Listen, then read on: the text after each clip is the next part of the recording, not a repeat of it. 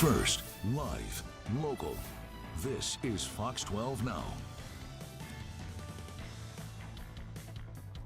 And hello, everyone. Welcome to Fox 12 Now. I'm Greg Nibbler. Appreciate you all joining us. We are live here every weekday starting at 1 p.m. and then throughout the afternoon. We have a lot of different segments and interviews and things that we get to talk about here.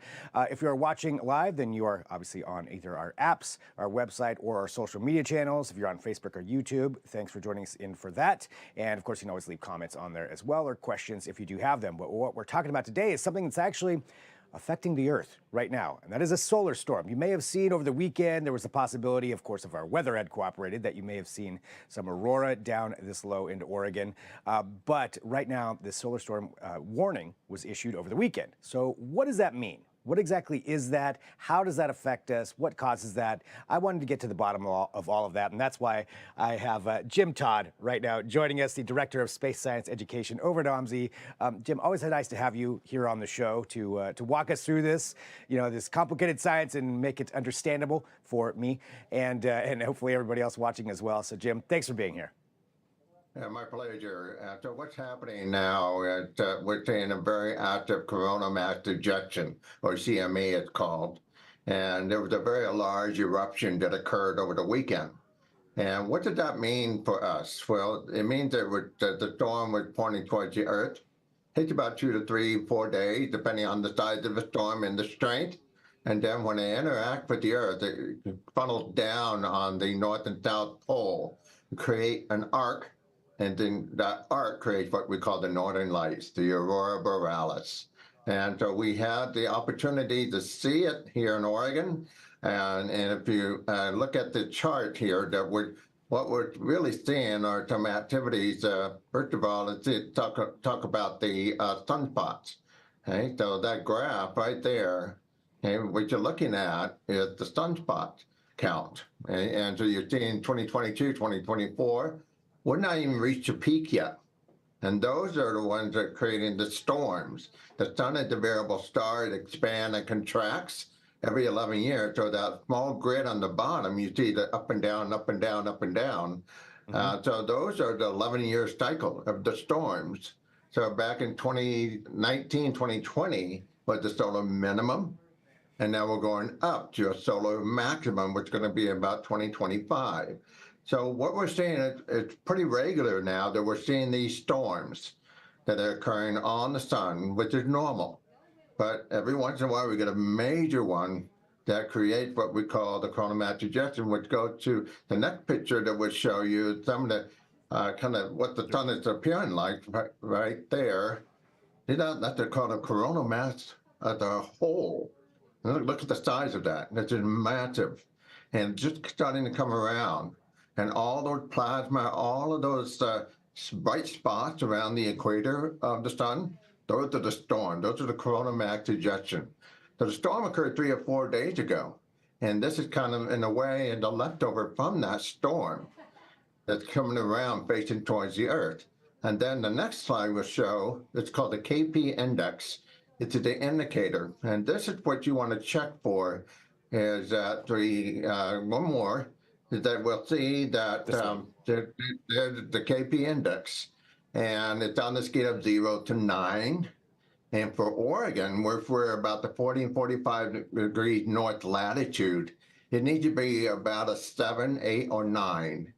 So you can see right now it's pretty calm. But just to far left, that was last weekend, it was red. And we had the opportunity, but the weather wasn't cooperating very well for us. Completely overcast, so we missed it, but I'm pretty sure that in the next few months, from now until at least May, we'll have some opportunity, but the timing and the strength and clear weather is all part of the formula, be able to see the northern lights here in Oregon. And these storms, you mentioned that you can track them. It's pretty regular, so this happens about every few years that we know that we're going to be getting a solar storm now? Well, actually, it's happening pretty much almost every month right now that we have a north storm. But the folks up in the northern hemisphere, up in Canada, Finland, Norway, it's a regular occurrence now, as much as it's rain to them as to us. Here, we're just right on the very, very edge. So it has to be a particularly large storm to be able to see this far down in Oregon, or even some of the lighter ones. They're faint, they're hard to see, have to have the fancy camera like the DSLR to take a long exposure to be able to see them. But to really see it, we have to have a good, strong storm to be at the right place at the right time. I know a lot of people have been really super excited about this and really want to see the Northern Lights here in Oregon, but we're due for one. But it just has to be that we have to have a good, clear sky and good storm to be able to see it. Well, looking at the projections, it does seem like we're going to be getting more of these as it reaches a peak here over the next few months, or whether that's a year or two. So do you expect that this is an occurrence that could happen a lot more, where you get to see the aurora here in Oregon over the next couple of years? Yes, and I'm very confident that we will. We have seen some already, but they're faint and they're low in the north. That's the key. If you look for the northern lights, you want to be out there around midnight. You look towards the north if we get a storm. And then for many, it doesn't seem really obvious. It's just kind of faint, look like fog, low clouds, very subtle. And then you realize, my gosh, I'm looking at the northern lights, because it fluctuates, right? And may last for a few minutes or several hours. It really depends on the strength of the storm. They're magnificent. They can be green or red, maybe an occasional purple, but those are the common colors, and they're spectacular once you've seen them. I've seen it one time up in Alaska, and it was pretty spectacular. I got to say, I would be very excited to see it here. So, what would you recommend for people? Obviously, with the cloud cover right now, that's going to make it pretty difficult. But in general, where is a good place to go if it is going to dip down this far into Oregon to go see them? Well, generally, you want to get away from the city light because, as I mentioned, they're fairly faint. Okay? So if you get into Central Oregon, somewhere where you have good transparency, clear sky, safe place to park, you stay warm, and you're able to see the northern horizon. Those are the key factors. Okay? So Central Oregon is highly regarded as the best place to view the northern lights. But if you don't have a good northern horizon, it makes it very, very challenging, because many people think, oh, it's going to be visible overhead. Well, for the most part, they're just generally towards the north. Right? And so you get out someplace where you can have a good northern horizon view away from the city. And I forgot to mention that you don't want to have a full moon in vicinity. The next full moon will be on December 26th. So when it's a full moon, that hinders the opportunity to see the fainter auroras. But now we have the moon, it's fairly close to new. We have some good dark sky, but unfortunately we have a major storm right now that's really preventing us from seeing it. But if you're traveling somewhere for the holidays, you can check out those websites, check your area, and if you have a chance to see it, what a beautiful way to celebrate Christmas and the holidays by watching the northern lights while you're on vacation. Absolutely. Well, how far in advance of a warning do you get for a storm that's going to be of that magnitude? Yeah, good question. And it's usually about 3 to 4 days. Right? So you want to keep an eye on it for about 24 to 48 hours. Those length that I mentioned from NOAA, those are about a 2, 3, 4 day window. And so you have about generally 12 hours, more or less. But again, it depends on the size of the storm, just like the storm that we have right now. The rainstorm, we have it for several days because we can see it. We see the strength of the storm. It's heavy, it's dense. There's other days that it could be just a sprinkle here and there. Same thing with the auroras. We can kind of forecast them, but be in the right place. Don't know how strong it will be, and so on. But you do your homework before you take all the energy to go out and try to look at the northern lights, because they're not always there. You just have to be prepared for it, and it's definitely worth remembering once you see it. It's something you want to see again and again.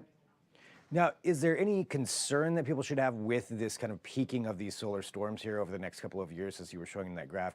Is there any concern that people should have associated with solar storms when it comes to telecommunications or computers or anything like that? Yes, yeah, that's one of the reasons why we're observing these storms, because they can create, even though beautiful display of the northern lights, but they can create havoc. And the concerns now these days is knocking out the satellite communication. They call them the satellite to drag, so to speak. Knock out power grid. We had one in 1989 up in Quebec. We had a major storm that knocked out quite a bit of the power grid up in Canada and Quebec for days. They can also affect, back in 1921, there was a major storm. So historically, we've seen some major storms that have done some many disruption of communication satellites and so on. So that's why I'm glad that we have solar observatories that are watching for these storms. We can predict them, anticipate them, and we're really kind of keeping an eye on it, on the storm to hopefully it won't be a devastating one, but it could really cause a lot of havoc. What do you think the chances are of something like that over the next couple of years? Yeah, pretty small, but I never say never. Yeah. And that's why we're trying to learn from these and how to anticipate them. But they're fairly rare, but if we do, then we want to be prepared for it. There are ways that the satellites can shut down, they can prevent these damages, but for the most part, it's just like the storm that we have now, we have flooding. We have some issues with it. Same thing with the Northern Lights. We have to deal with these over time. Yeah, these are things that just are going to happen with a storm that you can't necessarily predict, I would imagine. Yeah, but we learn from it, and we can hopefully be prepared for it. And we are actually right now, Greg, we're showing a show called Solar Storm in the planetarium. It shows the dynamics of the storms and how it impact us. One that have occurred in the past and how it knocked out the power grid like Quebec and so on. So I encourage people to come to the planetarium show and learn more about these solar storms. That's a great suggestion right there. My final question here, okay, and this may be a silly question, but what's the difference between a solar storm and a geomagnetic storm? Oh, they're basically the storm, the same. There are different parts of the electromagnetic spectrum. There's the photons, the X-rays, to coronal mass ejection. There are a variety of different storms. They travel at different speed and different impacts. And so they generally are the same. The storm is like the Pineapple Express. It's a storm, where geomagnetic storm, they can vary from sprinkles to thunder and lightning and so on. Gotcha. Okay, that makes a lot of sense. Thank you for clarifying that for me. Well, Jim, anything else that you think people should know about? No, well, just keep your fingers crossed. Like all of us, we want to see a nice Northern Lights, beautiful display. Just keep an eye on that website, the NOAA website. They're a good indicator whether they're going to come and when we can anticipate. I'm pretty sure Oregon is due for one. We're due for a really good show, and that from now until 2025, 2026. So there's going to be plenty of opportunities. Great. Well, Jim, thank you very much for joining us. Always good to talk to you and learn about this. And next time that we think there's going to be one, I would love to have you back on too to talk about that. And we'll see what happens here over the next year or so. So I'm excited for that to happen. Well, Jim, thank you very much. Okay. Thank you. All right. So there we go. Jim Todd from OMSI. Really nice to have him on to explain that, to walk us through what a solar storm is, what to know about that. And that's what we try to do here at Fox 12 Now. We cover pretty much everything that on this show. So whether that's breaking news or finding out about things like this with the solar storm. So thank you for joining us. You can always follow us on social media, YouTube and Facebook. Of course, if you're following Fox 12 Oregon, you'll get the notifications when we go live, and at kptv.com and on our apps. That's another great way to follow along with the show. We've got all of our past episodes. I know I've had some people write me and ask, like, how can I watch the episodes after they air, or how can I watch some of the other ones? That's a good way to do it. So if you go to kptv.com, there's a Fox 12 Now tab right there. Click on that. That's got all of our videos. Or you can go to our app as well, another place, or on YouTube.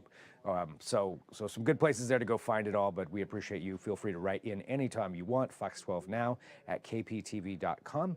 And that's it for right now. Thanks for watching. I'm Greg Nibbler. Again, this is Fox 12 Now.